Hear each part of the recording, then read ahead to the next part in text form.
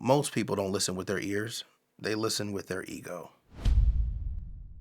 They interrupt, they assume, they defend. Most of us are twice as fast to speak as we should be to listen, and we raise challenges when we should be raising questions.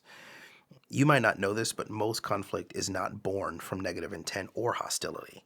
A majority of conflict actually comes from misunderstanding, misapplication, and miscommunication.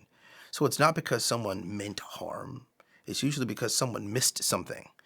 And we draw these really big conclusions on content without having clear context all the time. So we know what is said, but not always why it's said or who it's said for.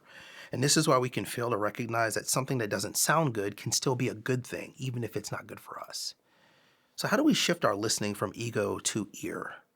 Well, we have to ask great questions.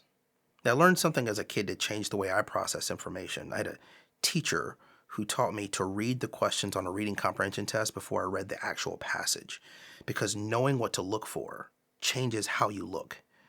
It's called goal-directed attention. When the brain knows what to listen for, it listens differently. All right, same thing with communication. Knowing what a communicator intends helps to tune your ears for understanding instead of resistance.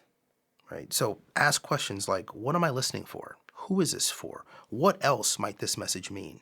Remember, curiosity is the catalyst for clarity, but certainty is the enemy of curiosity.